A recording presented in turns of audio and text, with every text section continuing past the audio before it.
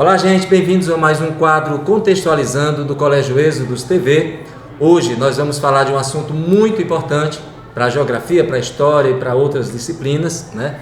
Que é o 11 de setembro, os atentados terroristas promovidos por Osama Bin Laden aos Estados Unidos, que aconteceu em 11 de setembro de 2001 e nessa semana completou 22 anos desses atentados. Um atentado que mudou muito a história do mundo.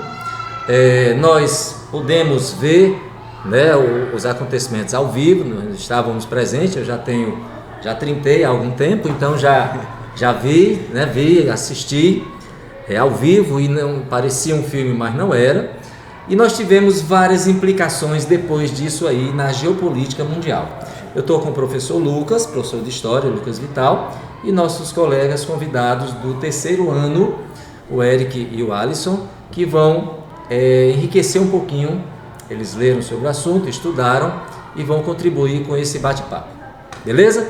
Lucas, o que mudou após o 11 de setembro? Mudou principalmente a questão da segurança, né, nos transportes aéreos, a questão da emissão dos vistos, as várias etapas de segurança, né, quando se faz uma viagem, principalmente internacional. Então mudou bastante essa questão da segurança, né? Além da questão geopolítica também, uma maior intervenção dos Estados Unidos na chamada guerra ao terror, né? Uma presença mais forte, mais contundente ainda dos Estados Unidos no Oriente Médio, né? No Afeganistão, no Iraque. Foi a primeira vez que o território americano foi atacado, não é isso? Exatamente, né? Foi um ataque direto, um ataque onde esses grupos, né, terroristas, a Al-Qaeda, liderada pelo Osama Bin Laden, atacou diretamente os Estados Unidos como uma forma de mostrar que o Ocidente, né, que estava ali com uma grande influência dentro do Oriente Médio, não era tão poderoso assim, né, mas como uma forma de afrontar o Ocidente, promovendo a chamada jihad, né, que dentro do conceito islâmico seria uma guerra santa, né? Então, até mesmo após os ataques do 11 de setembro, quando o Osama assumiu a autoria dos ataques, né, ele disse que o mundo estaria dividido em dois, né, os fiéis, os crentes e os infiéis. Né? Fala alguma coisa, Eric? Que eu ia falar que, tipo, em si, os Estados Unidos foi a primeira vez que foi o ataque, mas teve Pearl Harbor.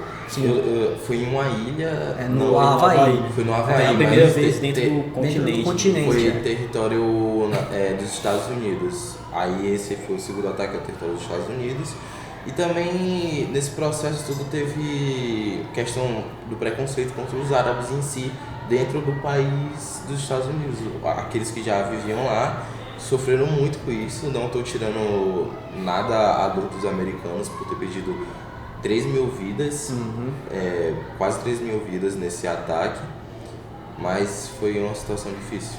Com certeza, aumentou bastante, né, a xenofobia contra os árabes, né? Então criou-se um estigma, né, de que árabe era terrorista, né? E esse estigma, acredito eu, que até hoje ainda existe, né? Persiste. A gente vê muito uma fala sendo reproduzida, né, de que os povos árabes, né, são terroristas, né? Sempre aquela imagem, mas aquela isso comparação. Tem que ser combatido, né? Com certeza, porque não pode se generalizar. Nem todos são extremistas, né? E nem diminuir uma cultura. Os extremistas são uma minoria dentro do islamismo, né? Isso. Os ataques, né, aconteceram, foram 4 aviões, né? E para onde iam esses aviões? Qual era o destino desses 4 aviões? Os 4 aviões, eles foram todos pensados de maneira muito precisa, né? Porque todos os 19 terroristas ali, eles estavam já dentro do país e eles pegariam, eu não sei dizer exatamente os estados, mas seriam aviões que atravessariam o país inteiro, né? Sairiam de uma ponta a outra, aviões de grande porte, inclusive, né? Até porque eles pensavam que aviões comerciais, aviões, né? Isso. E eles causariam um estrago maior, porque eles estariam com mais combustível, por eles serem maiores e estarem fazendo viagens enormes, e pelo tamanho também. Eles foram treinados aonde? Eles foram treinados nos Estados Unidos. E o interessante é que eles arquitetaram para que os pontos escolhidos foram bem estratégicos mesmo. Era o poderio econômico, representado pelas Torres Gêmeas, pelo World Trade Center, um edifício, duas torres, né? Era o centro comercial. Centro comercial, que representava a pujança econômica dos Estados Unidos. O Capitólio, que não chegou a atingir, porque foi o avião que foi derrubado. O Capitólio ali, que é o centro político, né, dos Estados Unidos, o parlamento. Exatamente. O Pentágono, que era o poderio, representava o poderio militar dos Estados Unidos. Então foi no meu entender... Um ataque significado, né? Isso. E bem audacioso. Bem audacioso. O interessante, professor Lucas, é que o Osama Bin Laden, à época da Guerra Fria, quando o Afeganistão, a União Soviética foi até lá, invadiu o Afeganistão, ele se tornou aliado dos Estados Unidos. Isso, ele era aliado dos Estados Unidos, né? Ele já tinha ali uma riqueza, um poder econômico, e também ele foi um promotor, né, do sentido de arrecadar fundos para combater a invasão soviética ao Afeganistão nesse período, né? Então ele era aliado dos Estados Unidos, né? E os Estados Unidos financiaram também os diversos grupos radicais que surgiram lá naquele período para combater, né, essa presença soviética no Afeganistão. E após os soviéticos se retirarem do Afeganistão, né, esse grupo tomou o controle, certo? O grupo radical. Talibã, né? Na verdade, eram os mujahidins, né? Sim, sim. E aí, a partir desse grupo, né, radical, surgiram o Talibã e a Al-Qaeda, né, que foi a responsável pelos ataques no 11 de setembro. Então, após esse período, né, após a queda da União Soviética, o alvo passou não mais a ser a União Soviética, e sim o Ocidente, né, os Estados Unidos. Então, esses grupos terroristas, esses grupos extremistas, né, voltaram ali o seu ódio contra o Ocidente, contra a presença, principalmente das bases militares no Oriente Médio, né, contra a influência cultural promovida por eles, e com isso, né, esses ataques foram articulados. O Afeganistão passou muitos anos sob o domínio dos Estados Unidos. Eles saíram do Afeganistão e o mais interessante de tudo é que o Talibã, que foi derrubado pelos Estados Unidos, voltou ao poder. O mundo dá muitas voltas, né? Foi criticada a postura do presidente e tal, mas isso era um acordo. Eles estavam falando que estavam gastando muito dinheiro para manter tropas lá e eles não estavam tendo retorno em nada. É a guerra mais duradoura da história dos Estados Unidos, né? Coisa de 20 anos ali. A presença deles no Afeganistão. Um desgaste muito grande. Não, tipo, essas duas guerras, a guerra dos Estados Unidos, essa é a guerra do Afeganistão e a guerra do Iraque. Do Iraque e do...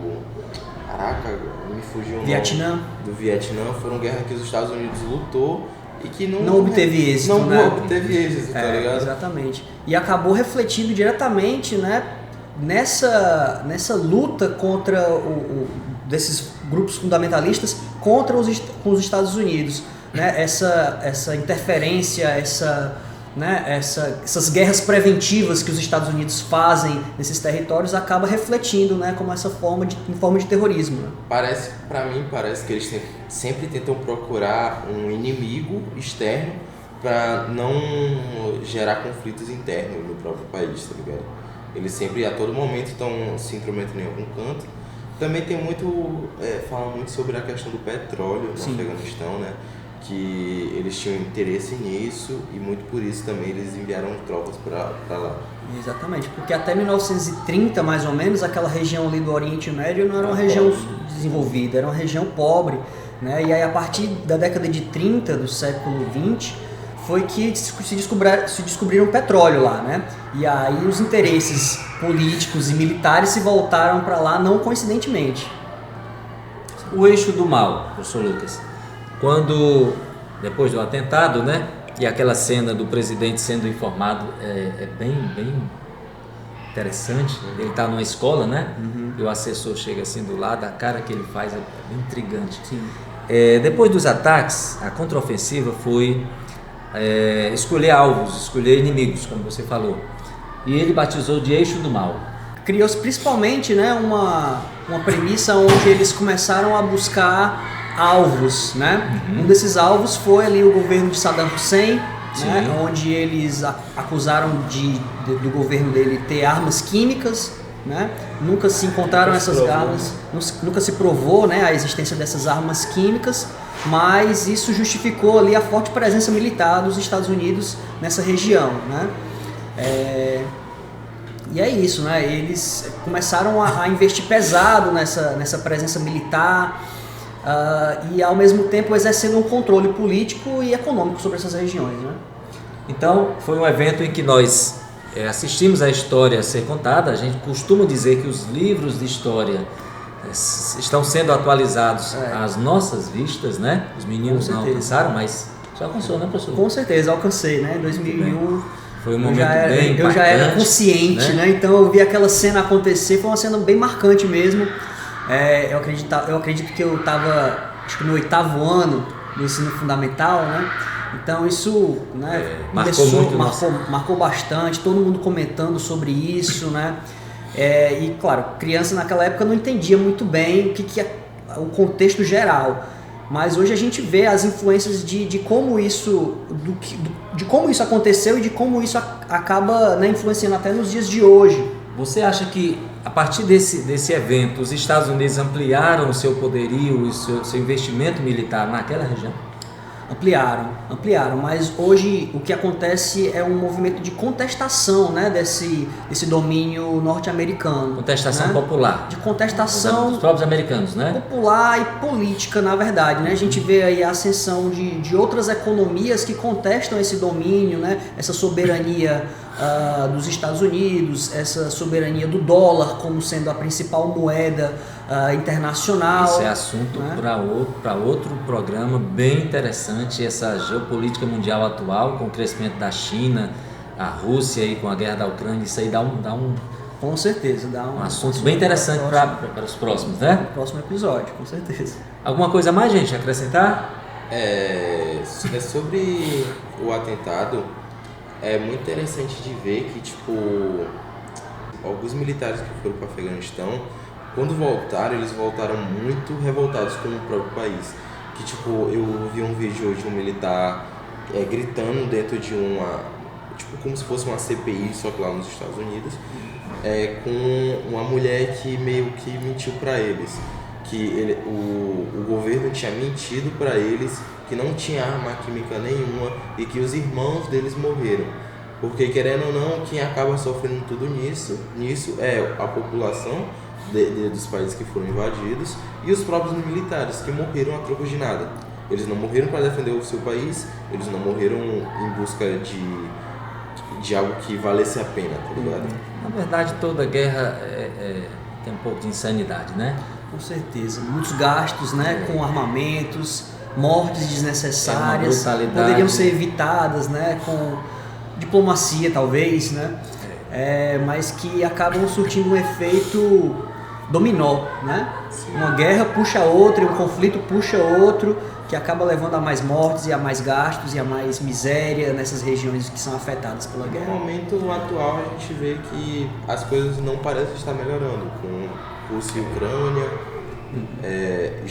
Estados Unidos fazendo grandes sanções na Rússia, a Europa fazendo grandes sanções na Rússia, e a gente não vê a Rússia sendo muito atingida por isso. Claro que está sendo atingida, mas não... Mas isso aí é assunto para o próximo, não dê spoiler. Mas é verdade, mas a gente vê ainda essa questão dessa polarização política, né? Sim. Entre dois grandes impérios, entre duas grandes potências que acabam levando o mundo a uma polarização, né? E essa polarização acaba resultando na guerra, né? Interessante notar que o atentado de 11 de setembro meio que marca de fato o início desse século de agora, né?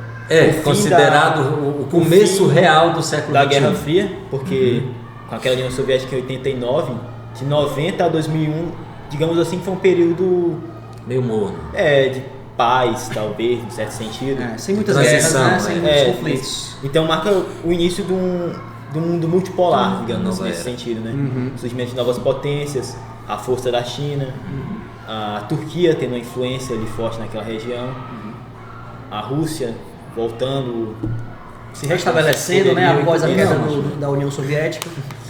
Mas então, é isso, né, gente? É isso. Pessoal, obrigado. Esse foi mais um trabalho que a gente faz aqui na escola de criar conteúdo, né? Através do que a gente vê em sala de aula. Trouxemos os meninos hoje para compartilhar um pouco com vocês. E nos aguardem que teremos novos episódios da geopolítica mundial. Quero falar com você sobre as ordens mundiais. Bora falar, bora conversar sobre isso aí. Certo? Obrigado, gente. Um abraço. Deixe o seu like, compartilhe e tamo junto. Um abraço. Valeu. Valeu.